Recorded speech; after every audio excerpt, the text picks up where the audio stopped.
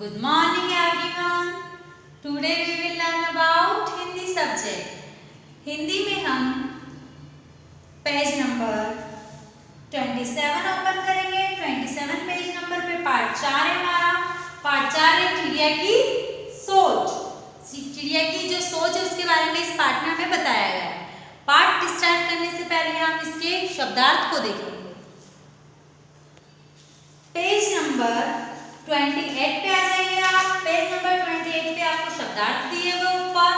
देखिए आपको फर्स्ट शब्दार्थ है संसार। संसार का मतलब क्या होता है? दुनिया। नेक्स्ट है शाखाएं। शाखाएं का मतलब होता है टहनी। सुकुमार नाजुक। आसमान का मतलब होता है आकाश। पंख पसार का मतलब होता है पर फैलाना। ये इसके शब्दार्थ है। अब हम इस पाठ को स्टार्ट करेंगे। आप पाठ पे आ जाइए। देखिए बच्चों पार्ट 4।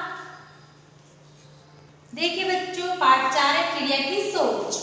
स्टार्ट करेंगे हम। हमें बाहर निकलकर विशाल संसार को देखना चाहिए और विभिन्न प्रकार की जानकारियां प्राप्त करनी चाहिए। जब तक हम बाहर नहीं निकलते हमें अपने घर के सिवाय कुछ भी पता नहीं चलता। देखिए स्टूडेंट्स, प्रत्येक प्रस्तुत पंक्तियों में प्रस्तुत कविता में कवि कहता है कि हमें बाहर निकलना चाहिए। हमें बाहर निकलना चाहिए और विभिन्न जानकारियों को प्राप्त करना चाहिए। घर की चार दीवारों में बंद कर नहीं रहना चाहिए।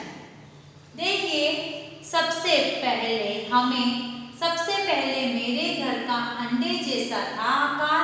जब मैं यह समझती थी बस इतना सा ही है संसार। देखिए चिड़िया क्या कह रही है? सबसे पहले मेरे घर का अंडे जैसा था आकार, तब मैं यही समझती थी बस इतना सा ही है संसार। प्रस्तुत पंक्तियों में चिड़िया का उदाहरण देकर कवि यह समझाना चाहते हैं कि जब चिड़िया अंडे के अंदर थी तो वह अंडे के आकार को ही अपना दुनिया समझती थी। देखिए बच्चों, चिड़िया के माध्यम से कवि समझा रहे हैं कि जब चिड़िया अंडे के अंदर थी तो वह अंडे को ही अपना पूरा संसार समझती थी। वो क्या समझती थी कि बस इतनी सी ही दुनिया है। अंडे के आकार को ही अपनी दुनिया समझती, क्योंकि वो बाहर नहीं निकली थी। नेक्स्ट पैरे पे आ जाइए। फिर मेरा घर बना घोंसला, सूखे दिन को से तैयार, तब मैं यह समझती थी बस इतना सा ही है संसार। फिर वह अपना घर घोंसले को मानती जो सूखे तिनकों से बना है और फिर वह अपनी दुनिया उस घोंसले को मानती। देखिए बच्चों, लुक एट दिस पिक्चर। देख रहा है आपको ये घोंसला? उसका घर फिर क्या घोंसला बना, जिसका ऐसा बना सूखे तिनकों से बना। तब वह यही समझती थी कि यही है मेरा संसार, बस इतना सा ही है संसार। ठीक है। फिर मैं निकल पड़ी शाखाओं पर, हरी भरी थी जो सुकुमार, तब मैं यही समझती थी बस इतना सा ही है संसार। देखिए फिर क्या बोल रही है वो? फिर मैं निकल पड़ी शाखाओं पर, हरी भरी थी जो सुकुमार, तब मैं यही समझती थी बस इतना सा ही है संसार। देखिए जब शाखाओं पर नरम कोपलें निकलती तो उस पेड़ व उनकी शाखाओं को वह अपना संसार मानती। देखिए बच्चों, जब शाखाओं पर नरम कोपले निकलते थे, नई पत्तियां नए कोपले निकलते तो वो उस पेड़ व उनकी शाखाओं को अपना संसार मानती। वो जैसे जैसे मतलब देखती जाती है वो उसी को अपना संसार मानने लगती है। ठीक है। तो इसमें ये बोला है कि फिर से निकली पड़ी शाखाओं पर, हरी भरी थी सुकुमार, जब मैं यही समझती थी बस इतना सा ही है संसार। जब वो निकली उसने शाखाएं देखी तो उसी को समझती थी कि बस इतना सा ही है संसार, यही मेरी दुनिया है। Okay, look at this picture. देखिए नेक्स्ट पेरा है, लास्ट पेरा है।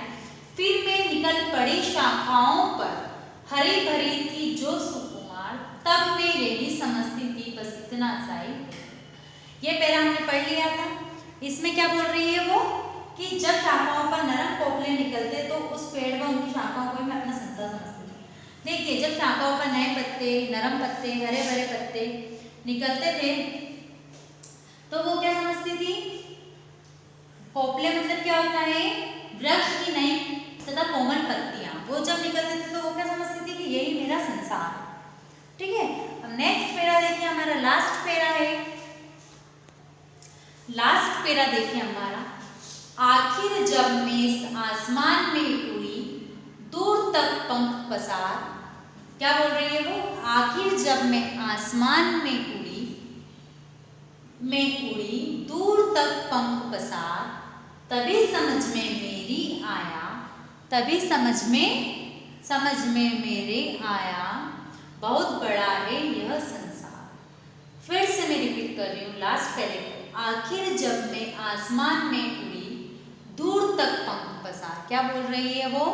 कि आखिर जब मैं आसमान में उड़ी दूर तक पंख पसार, तभी समझ में मेरी आया, बहुत बड़ा है यह संसार। देखिए बच्चों, क्या बोल रही है वो कि और जब मैं अंत में आसमान में उड़ान भरी, तभी समझ में आया, तभी समझ में उसे आता है कि संसार बहुत बड़ा है।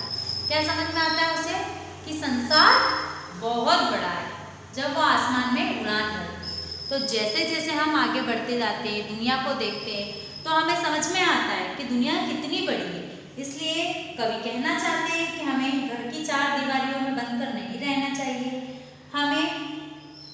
हमें बाहर निकलना चाहिए और विभिन्न जानकारियों को प्राप्त करना चाहिए। चिड़िया जैसे जैसे बड़ी हुई, उसने अपनी दुनिया को देखा, वैसे वैसे उसको समझने लगी कि यही संसार है। पर जब वो लास्ट में उसके पंख उड़ने लगे, तब उसे पता चला कि दुनिया बहुत बड़ी है। ओके स्टूडेंट्स, देखिए बच्चों, फर्स्ट पैराग्राफ में क्या बताया था? जब चिड़िया अंडे के अंदर थी तो वो अंडे को ही अपनी दुनिया समझती थी। फिर उसने क्या किसको अपनी दुनिया समझा? घोंसले को मानती थी। तिनके से वो घोंसला बनाती, उसको ही अपनी दुनिया मानती थी। फिर उसने शाखाओं पे गई तो उसने शाखाओं को अपनी दुनिया माना। ठीक है, फिर लास्ट में जब वो उड़ने लगी तो उसे पता चला कि संसार बहुत बड़ा है। ओके, तो इसी तरह हमें चार दीवारों के बीच नहीं रहना चाहिए, हमें हमेशा नई नई जानकारियाँ प्राप्त करते रहना चाहिए, घर की चार दीवारों से बाहर निकलना चाहिए और सभी अच्छी अच्छी जानकारी को पता लगाना चाहिए और देखना चाहिए कि हमारी दुनिया, हमारा संसार कितना बड़ा है। ओके स्टूडेंट, पार्ट 4 चिड़िया की सोच हमारी यही कंप्लीट होती है। इस पार्ट से हमें क्या मॉरल मिलता है? इस पार्ट से हमें यह मॉरल मिलता है कि हमारी जो दुनिया है वो बहुत विशाल है और हमें कभी भी चार दीवारों में कैद होकर नहीं रहना चाहिए। हमें समय समय पर अलग अलग जानकारियाँ प्राप्त करनी चाहिए, विभिन्न प्रकार की जानकारियों को प्राप्त करते रहना चाहिए। ठीक है स्टूडेंट्स, तो पार्ट 4 चिड़िया की सोच हमारी यही कंप्लीट होती है। आई होप आपको बहुत अच्छे से समझ में आई होगी। Thank you.